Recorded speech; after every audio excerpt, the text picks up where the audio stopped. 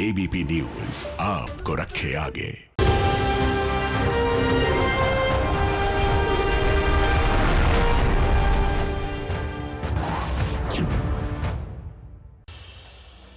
जिंदा गाड़ दूंगा, दुश्मनों पर वज्र बनकर गिरूंगा, गुंडों और माफियाओं की कमर तोड़ दूंगा। जी नहीं, ये मैं नहीं कह रहा, बल्कि ये मुख्यमंत्री शिवराज सिंह चौहान के कुछ ऐसे बयान हैं जिन पर एमपी की सियासत में चर्चा हो रही है। और आज इंदौर में सीएम शिवराज सिंह एमपी में फैले बर्ड फ्लू पर इमरजेंसी बैठक करने पहुंचे। यहां बर्ड फ्लू पर तो चर्चा खूब हुई, लेकिन एक बार फिर गुंडों माफियाओं की कमर तोड़ने की शिवराज ने चेतावनी दी। सवाल यह है कि आखिर क्यों बदले बदले से नजर आ रहे हैं सरकार। ये है मध्य प्रदेश के मुख्यमंत्री शिवराज का अंदाज।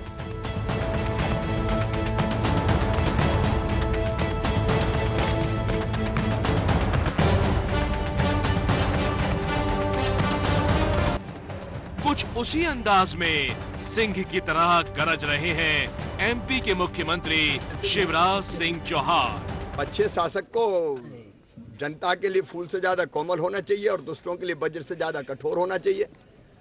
तो दुष्टों को हम कुचलेंगे, छोड़ेंगे नहीं जो जनता के दुश्मन है। कहीं अवैध कब्जा कर लिया, कहीं भवन तान दिए, कहीं ड्रग माफिया। सुन लो रे, मध्य प्रदेश छोड़ देना नहीं, जमीन में गाड़ दूंगा, 10 फीट पता नहीं चलेगा कहीं भी किसी।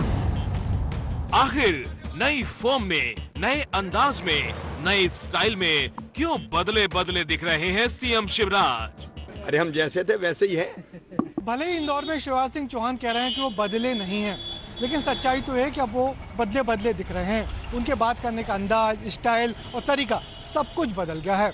अब देखिए, इंदौर में पहुंचे तो थे वो बर्ड फ्लू वायरस की बैठक करने, लेकिन धमकी दे डाली समाज के वायरस, गुंडे और माफिया को। हमारा माफियाओं के खिलाफ जो अभियान चल रहा है, गिराओगे क्या? उसमें इंदौर पुलिस ने बहुत अद्भुत काम किया है। केवल इंदौर नहीं, हैदराबाद और बाकी जगह से भी कल आपके सामने स्थिति स्पष्ट की है। जितनी मात्रा में ड्रग्स पकड़ी गई है, आश्चर्य होता है। और ड्रग के धंधे में लगे हुए हैं बाकी भी माफियाओं को हम किसी भी कीमत पर छोड़ने वाले नहीं है। उनको भी पकड़ेंगे और आर्थिक रूप से भी उनकी कमर तोड़ देंगे। गुंडों माफिया को धमकी तो सिर्फ एक वाकया है। अब जरा देखिए कुछ दिन पहले ग्वालियर में हुई शिवराज सिंह की इस बैठक की तस्वीरें। बैठक में कलेक्टर और एसपी जैसे बड़े अफसर थे। मुद्दा था कि नगर निगम के कर्मचारियों को सैलरी क्यों नहीं मिल पा रही है, तो शिवराज ने बैठक से ही नगर निगम आयुक्त की छुट्टी कर दी। स्वाभाविक था, तो वही इनका पेमेंट हो गया था। देखिए, बहुत विलम्ब हुआ है। आप कमिश्नर हो ग्वालियर के, ग्वालियर की स्वच्छता और बाकी सब चीजें आपकी जवाबदारी है। अब इतना विलम्ब वेतन में हो जाए कि आपके कर्मचारी कचरा फेंक जाए, ये कोई सहन करने के लायक है? ये बिल्कुल गलत बात है। इनको बहुत हो गया, इनकी छुट्टी करो। साफ है कि एमपी के सीएम मामा फॉर्म में हैं, लेकिन सवाल ये है कि शिवराज का ये बदला सा रूप आखिर क्यों सामने आया? कहीं इसके पीछे एमपी की सियासत का समीकरण तो नहीं है? बीते साल मार्च महीने में शिवराज सिंह चौहान मध्य प्रदेश के एक बार फिर मुख्यमंत्री बने, मगर इस बार अपने दम पर नहीं, बल्कि कांग्रेस से बगावत कर बीजेपी में आए ज्योतिरादित्य सिंधिया की बदौलत। और बीजेपी में आते ही सिंधिया शिवराज के बराबर का कद पाने लगे, और शायद इसी होड़ की तोड़ में शिवराज अब बाहुबली वाले अंदाज में नजर आ रहे हैं।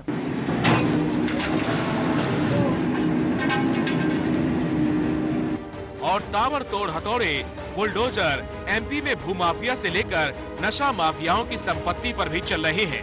ये तस्वीरें आप रीवा की देख रहे हैं। यहाँ सीएम शिवराज ने जैसे ही आदेश दिया, माफियाओं के ठिकाने ढहाए जाने लगे।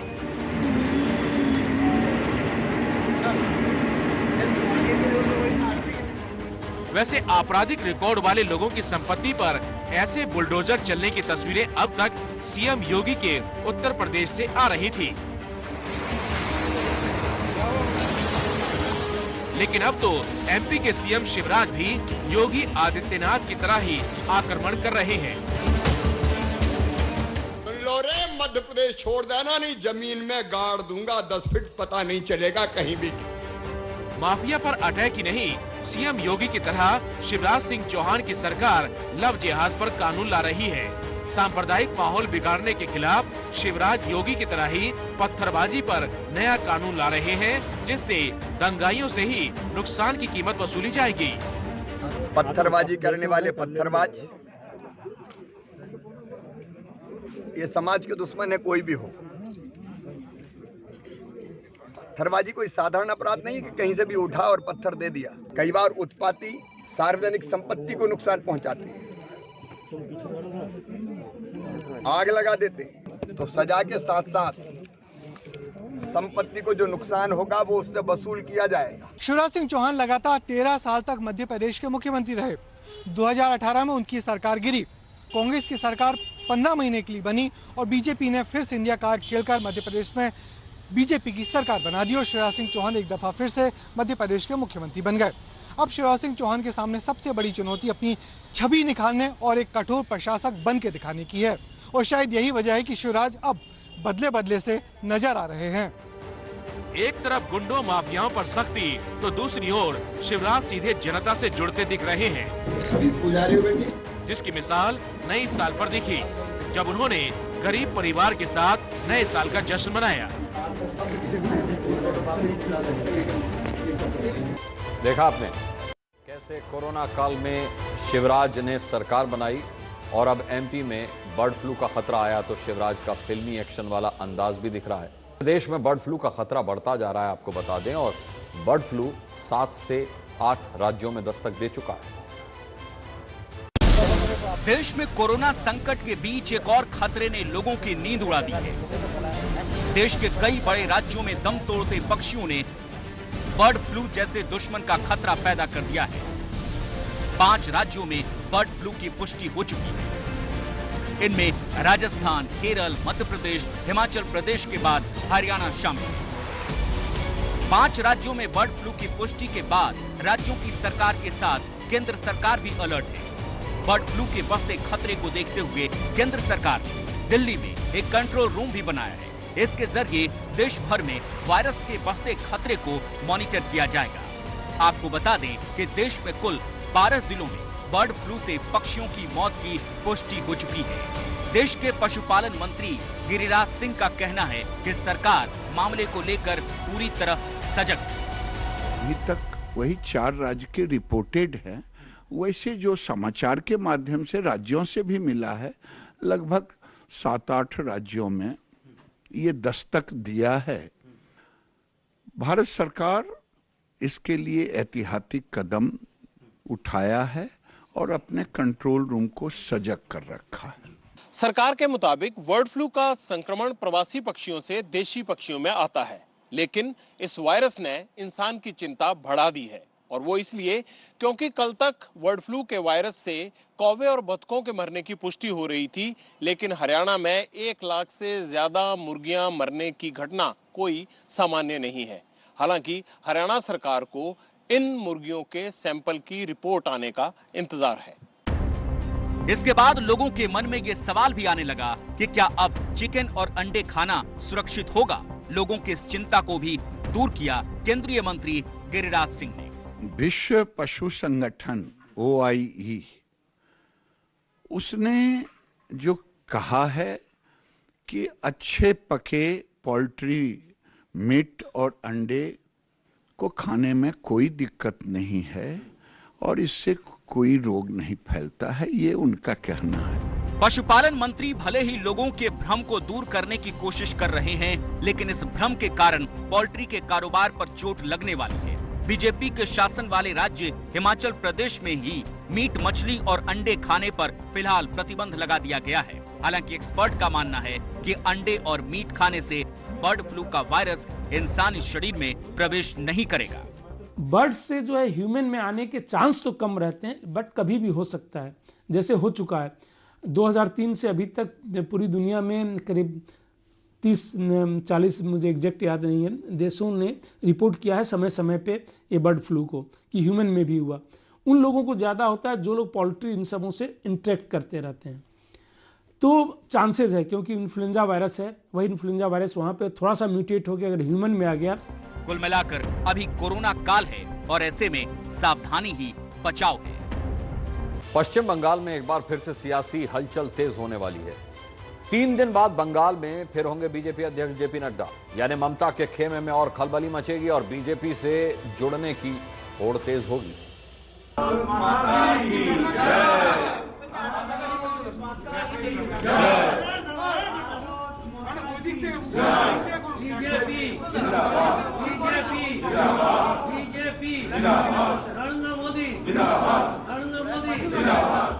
कोलकाता में बीजेपी का मंच है। बीजेपी के बड़े नेता मौजूद हैं और उनकी मौजूदगी में एक एक कर लोग आते हैं, बीजेपी का झंडा उठाते हैं।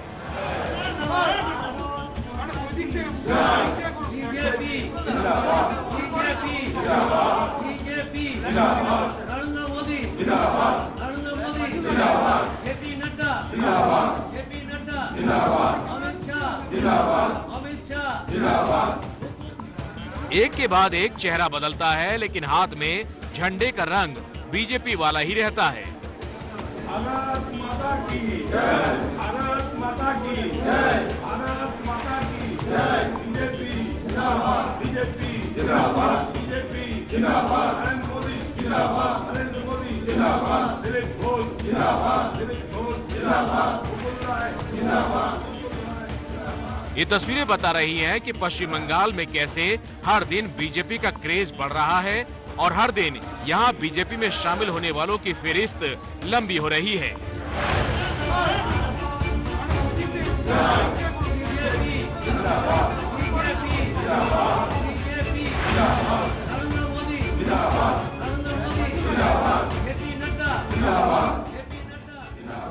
साथ ही लिस्ट बढ़ रही है उन लोगों की जो टीएमसी का साथ छोड़ रहे हैं और इस पर ममता बनर्जी खुद भी हैरान है। তো কেউ করতেই পারে, তাতে কি যায় আসে? লক্ষ্মী ভালো ছেলে, লক্ষ্মী পদত্যাগ করেছে, ঠিক আছে, ও বুঝেছে, ও ক্রিকেটের ও লিখেছে যেটা চিঠিতে, ও মিনিস্ট্রি থেকে পদত্যাগে কতটা লেখেনি, চিঠিতে যেটা লিখেছে যে আমি সমস্ত রকম রাজনীতি থেকে সরে যেতে চাই খেলার প্রয়োজনে, আমায় খেলায় বেশি টাইম দিতে হবে এবং আমি এমএলএ হিসেবে কন্টিনিউ করব যতদিন এই অ্যাসেম্বলি চলবে, মানে এই আমাদের এই লাস্ট টার্ম আর কি, আর তো 1 মাস বাদে ইলেকশন, সুতরাং আমি কন্টিনিউ করব অ্যাজ এ এমএলএ আর বাদবাকি অন্যান্য জায়গা থেকে আমাকে অব্যাহতি দেওয়া হোক। খেলাধুলার লোক খেলাধুলা ভালো করে করুক, আমাদের শুভেচ্ছা থাকবে, এটা কোনো ভুল বুঝাবুঝির ব্যাপার নেই। হয়েছে, তোমরা একটু নেগেটিভটা বেশি করে করো, বাট এটা নেগেটিভের কোনো জায়গা নেই, ঠিক পজিটিভ। ओके, बहुत अच्छा लड़का, बहुत अच्छा काम करता था और सबको सब मिल के चलता था, फिर भी वो चला जाना चाहता है, क्यों हमको मालूम नहीं। जो टाइम मिलेगा तो उससे बात करेगा जरूर, लेकिन ये तो हमारे पार्टी के लिए अच्छा नहीं होगा। उसके साथ हमारे पार्टी का कोई झगड़ा नहीं था। ममता बनर्जी और उनके नेता जिसको अच्छा लड़का कह रहे हैं, दरअसल वो है पूर्व क्रिकेटर लक्ष्मी रतन शुक्ला, जो कल तक ममता बनर्जी की सरकार में खेल मंत्री थे। एबीपी न्यूज से एक्सक्लूसिव बातचीत में लक्ष्मी रतन शुक्ला ने कहा, मैं फिलहाल राजनीति से दूर रहूंगा, खेल को आगे बढ़ाने के लिए ग्रास रूट लेवल पर काम करना चाहता हूं। फिर से राजनीति में आना है या नहीं, इस पर आगे देखा जाएगा। फिलहाल तो मैंने इस्तीफा दे दिया है।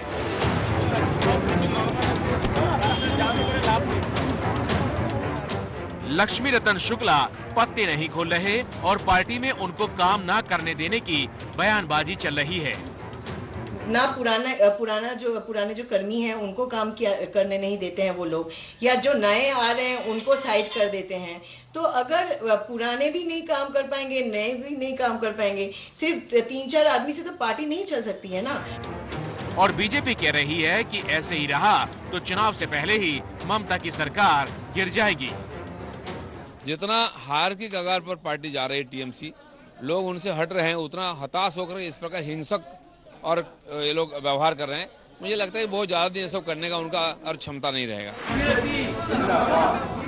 बीजेपी के बढ़ते जनाधार और टीएमसी में मची भगदड़ के बीच एक बार फिर बीजेपी अध्यक्ष जेपी नड्डा बंगाल दौरे पर जा रहे हैं। 9 जनवरी को जेपी नड्डा ममता के बंगाल में फिर हुंकार भरेंगे।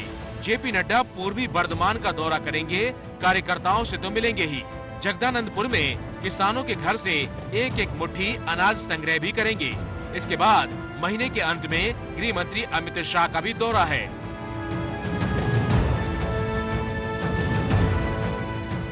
बीते साल 10 दिसंबर को जेपी नड्डा बंगाल दौरे पर पहुंचे थे तो उनके काफिले पर हमला हुआ था, जिसके बाद खुद गृह मंत्री अमित शाह भी बंगाल गए थे।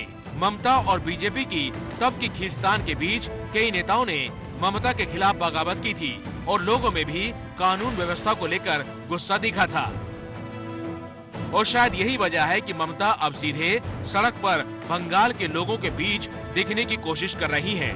लेकिन ममता का ये दाव बीजेपी के चक्रव्यूह के सामने कितना कारगर होगा, ये अप्रैल मई में होने वाले चुनाव नतीजे बता देंगे।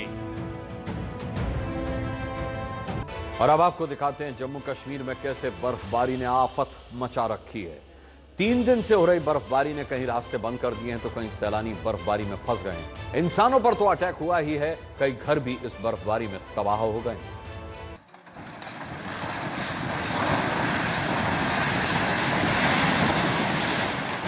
एक बार फिर देखिए,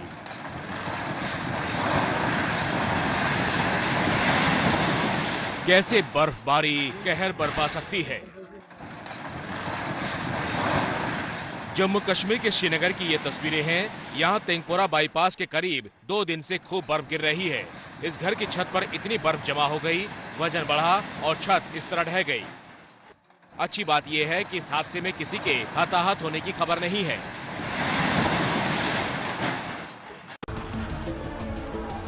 जम्मू कश्मीर के श्रीनगर में पिछले 3 दिनों से ऐसे ही बर्फबारी हो रही है। ये नजारा आज सुबह का है। देखिए, बर्फबारी की वजह से यहाँ सूरज निकलते ही फिर अंधेरा छा गया। लोगों को कार की हेडलाइट जलाकर ड्राइव करना पड़ा।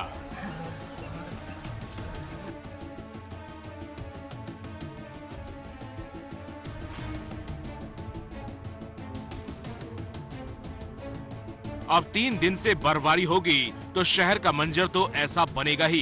देखिए, ये लोग पिछले 3 दिनों से इसी तरह रोज बर्फ हटाने में जुट जाते हैं।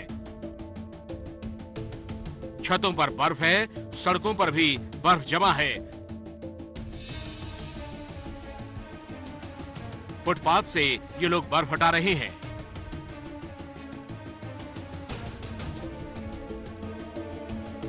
पेड़ और पौधों और कारों का भी यही हाल है। बर्फ में सब कुछ यहाँ गुम दिखाई दे रहा है।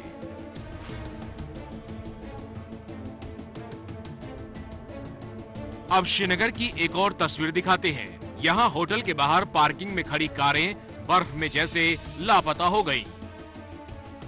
बर्फबारी की वजह से लोग यहाँ छातों के साथ बाहर निकल रहे हैं। बिजली तो को है ही नहीं, जो भी पानी वो भी पानी जम रहा है, इसलिए आम लोगों को बहुत तकलीफ का सामना करना पड़ता है। महंगाई बहुत आ रही है क्योंकि सब्जी की वजह से, क्योंकि जो होर्डिंग्स होती है सब्जी नहीं पहुंच रही है मार्केट में ऑन टाइम पे, तो उसकी वजह से महंगाई भी बहुत आ रही है। तो एक गरीब इंसान को बहुत मुश्किल का सामना करना पड़ता है।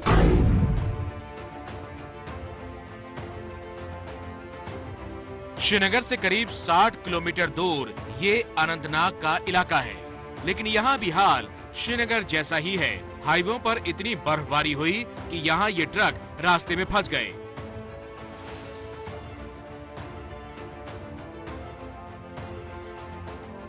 घंटों से कड़ाके की ठंड के बीच रास्तों में फंसे इन गाड़ियों के ड्राइवर भी बड़ी मुश्किल से गुजर रहे हैं।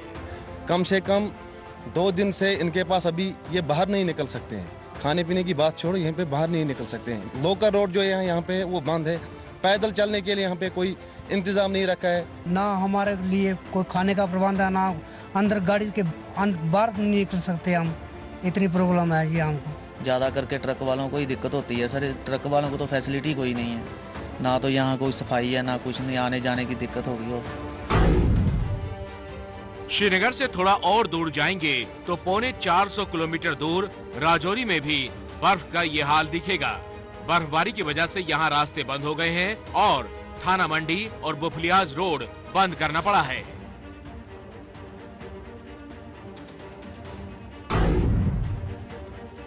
जम्मू कश्मीर के कुलगाम में तो बर्फ ने कई कच्चे घरों को गिरा दिया। देखिए, ये मलबा टूटे घर का ही है। इस घर की छत पर इतनी बर्फ जमा हो गई कि लकड़ी की ये बल्लियां वजन नहीं संभाल पाई और हादसा हो गया।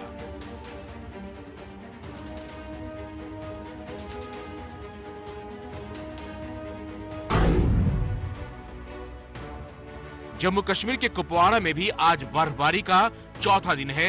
यहाँ बीती रात खूब बर्फ गिरी। सुबह लोगों का सामना ऐसी 2 फीट मोटी बर्फ से हुआ। यहाँ घर मकान सब कुछ बर्फ में ढका है।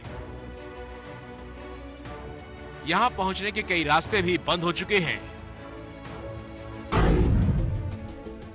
अब देखिए श्रीनगर में रास्तों से बर्फ हटाने का काम कैसे दिन रात चल रहा है। सड़कों पर जमी बर्फ की कई फीट मोटी परतों को इसी तरह मशीनों से हटाया जा रहा है। इन मशीनों का इस्तेमाल करते वक्त भी काफी सावधानी बरती जाती है, वरना क्रेन फंसने या पलटने का भी डर होता है।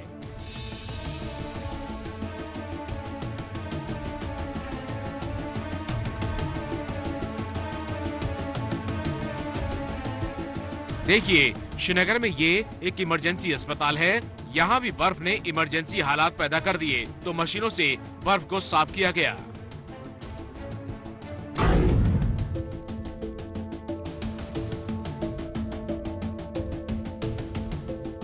श्रीनगर की तरह कुलगाम में भी रास्तों से बर्फ हटाने का काम रात दिन चल रहा है। कुलगाम के वेल्टांगो इलाके की ये तस्वीरें हैं। इस इलाके में कई बार बर्फीली चट्टान टूटने से हादसे भी हो चुके हैं। इसलिए रास्ते साफ कर यहाँ रह रहे कई लोगों को एहतियातन दूसरी जगह शिफ्ट किया गया।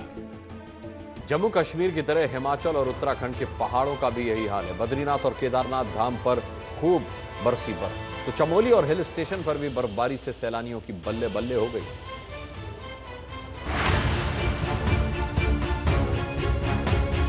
बर्फबारी के बीच ये नजारा उत्तराखंड का है।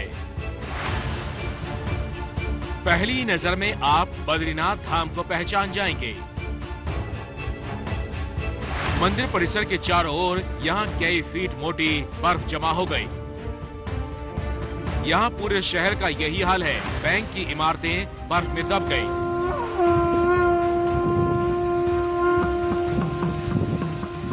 लेकिन बर्फबारी की मुसीबत पर भक्ति की शक्ति भारी पड़ रही है, इसलिए आरती गूंज रही है।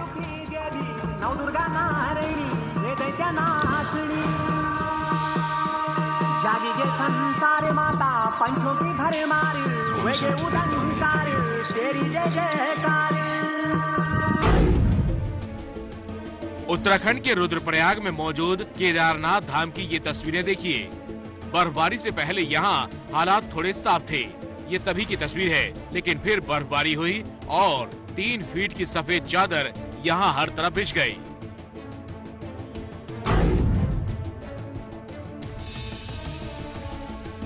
अब रुद्रप्रयाग से आपको उत्तरकाशी ले चलते हैं। यहाँ भी बर्फबारी की ये तस्वीरें आई। पहाड़ पर बसे इस इलाके में बर्फ के सिवा कुछ दिख नहीं रहा। चारों तरफ बस सफेद ही सफेद नजारा है।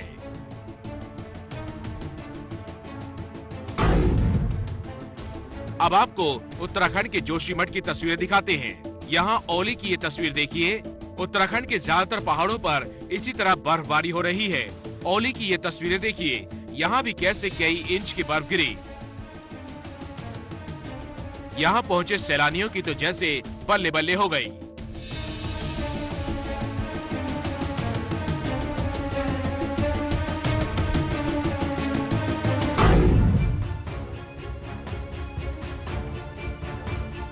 बर्फबारी की तस्वीरें चमोली से भी आई। यहाँ कुछ घंटे पहले ऐसे ही नजारा था।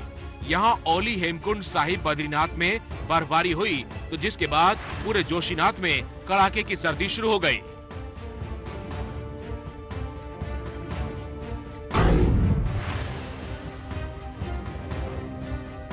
उत्तराखंड के साथ हिमाचल के कई जिलों में भी खूब बर्फ बरस रही है। मनाली की ये तस्वीरें देखिए। बर्फबारी का नजारा देखने पहुंचे सैलानी यहाँ पहाड़ी रास्तों पर फंस गए। सैकड़ों गाड़ियां इसी तरह घंटों तक फंसी रहीं। ठंड के मौसम में पहाड़ी रास्तों पर बर्फबारी और चट्टान टूटने के हादसे होते हैं, इसलिए ऐसा सफर करते वक्त सावधान रहना चाहिए।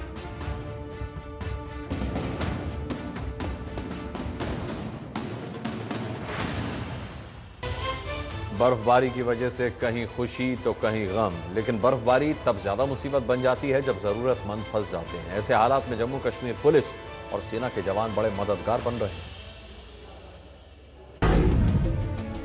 जम्मू कश्मीर के पहाड़ों पर जब बर्फबारी जिंदगी को कैद कर रही है, तो कश्मीर में पुलिस और सुरक्षा बल जवान लोगों के मददगार बन रहे हैं।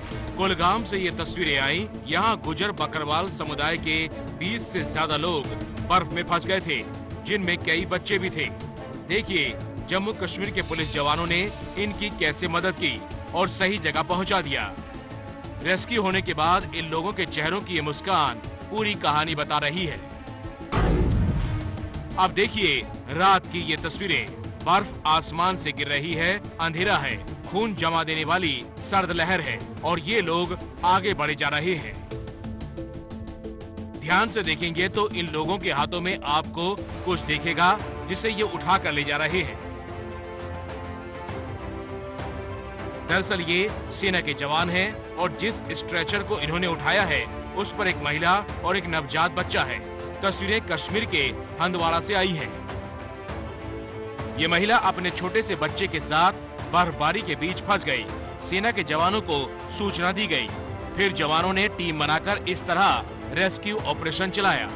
घुटनों से भी ज्यादा यहाँ बर्फ जमी थी और रात में ऐसे रास्तों पर 4 किलोमीटर तक ये जवान माँ और बच्चे को उनके घर तक ले गए। आखिर में जवानों की मेहनत और जिंदगी का जज्बा जीत गया। अब माँ और बच्चे दोनों अपने परिवार के साथ सुरक्षित हैं। 36 साल तक इसरो में काम कर चुके वैज्ञानिक तपन मिश्रा ने फेसबुक पोस्ट के जरिए दावा किया है कि उनको चटनी में, जी हाँ, चटनी में बेहद घातक जहर देकर मारने की कोशिश हुई थी। सवाल ये है कि क्या देश के वैज्ञानिकों के खिलाफ इंटरनेशनल साजिश रची जा रही है? चटनी में जहर देकर मारने की कोशिश, घर में सांप भेजकर मारने की कोशिश। क्या शरीर के अलग अलग हिस्सों में ये जहर का असर है?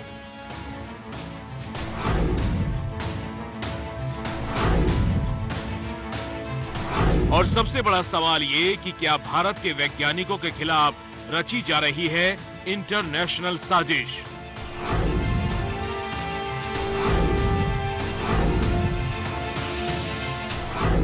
टीवी स्क्रीन पर जिस शख्स की तस्वीर आप देख रहे हैं वो देश के बड़े वैज्ञानिकों में से एक है। नाम है तपन मिश्रा। वैज्ञानिक तपन मिश्रा ने सोशल मीडिया पर पोस्ट लिखकर एक सनसनीखेज दावा किया है। दावे के मुताबिक 3.5 साल पहले वैज्ञानिक को चटनी में जहर देकर मारने की कोशिश हुई थी। सबसे पहले वैज्ञानिक तपन मिश्रा का परिचय जान लीजिए, फिर उनके दावे के बारे में बात करेंगे। तपन मिश्रा इसरो के अहमदाबाद के स्पेस एप्लीकेशन सेंटर के निदेशक रह चुके हैं। अपने प्रमोशन इंटरव्यू के लिए जब वे बेंगलुरु पहुंचे तब उन्हें जहर दिया गया था। पिछले 36 साल से तपन मिश्रा इसरो में काम कर रहे हैं और साथ ही माइक्रोवेव रिमोट सेंसिंग एरिया में डेप्यूटी डायरेक्टर भी रह चुके हैं। अपने फेसबुक पर लॉन्ग कैप्ट सीक्रेट के नाम से उन्होंने एक लंबा पोस्ट लिखा है और इसी पोस्ट में तमाम घटनाओं का जिक्र है। 23 मई 2017 को बेंगलुरु के इसरो हेडक्वार्टर में प्रमोशन के दौरान मुझे आर्सेनिक ट्री ऑक्साइड जैसा घातक जहर दिया गया था। जहर शायद चटनी डोसा के साथ मिलाया गया था। मैं बामुश्किल बेंगलुरु से वापस आ सका और मुझे अहमदाबाद के जाइडस कैडिला अस्पताल में ले जाया गया। इसके बाद सांस लेने में कठिनाई, असामान्य त्वचा का फटना, पैरों और हाथों पर नाखूनों का टूटना, संदिग्ध दिल का दौरा, त्वचा के हर इंच और आंतरिक अंगों में आर्सेनिक संक्रमण हुआ। तपन के मुताबिक 2 साल तक अहमदाबाद, दिल्ली और मुंबई में इलाज हुआ। अगर सुरक्षा एजेंसियों की मदद नहीं मिलती तो मल्टी ऑर्गन फेलियर से मौत हो जाती। तपन मिश्रा ने 2 दिन पहले फेसबुक पर अपने क्वार्टर का एक वीडियो शेयर किया है। वीडियो में बिल्लियां दिख रही हैं। उनके हैरान करने वाले खुलासों का इस वीडियो से भी लेना देना है। तपन के मुताबिक 2 साल से इस क्वार्टर में कोबरा और जहरीले सांपों को घूमते देखा गया। इन बिल्लियों में जिनकी संख्या 4 है, उन्होंने सांपों को मार डाला और तपन की जान बचाने में मदद की। बाद में बागान की तलाशी हुई तो एक सुरंग मिली। सुरंग को बंद करने के बाद सांपों की मौजूदगी नहीं देखी गई। तपन मिश्रा के मुताबिक 12 जुलाई 2019 को उन्हें गैसीय विष देने की कोशिश की गई, जिसका मकसद उन्हें बदनाम करना और साथ ही चंद्रयान मिशन से जाने से रोकना था। उनका ये कहना है कि ये पूरा मामला चंद्रयान मिशन के लॉन्चिंग के 2 दिन पहले का है, लेकिन उन्होंने अपने अनुभव से इस पूरे कोशिश को नाकाम कर दिया। तपन मिश्रा का मानना है कि ये पूरा मामला जासूसी का लगता है। ये एक नए तरह का मोडस ऑपरेंडी है। तपन मिश्रा के मुताबिक उन्हें मुंह बंद रखने के लिए सैकड़ों धमकी भरे ईमेल भेजे गए।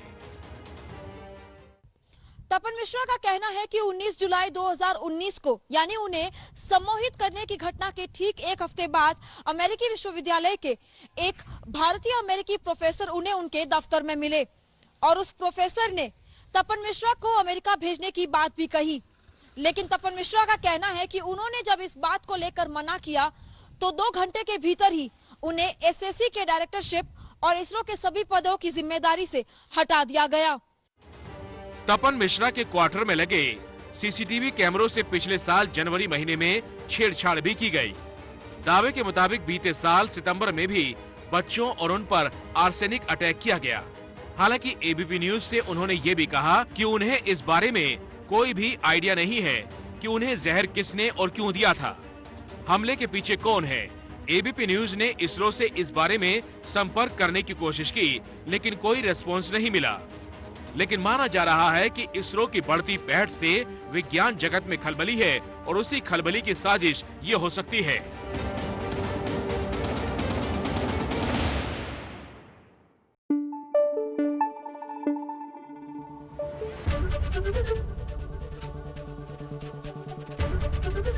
एबीपी न्यूज आपको रखे आगे।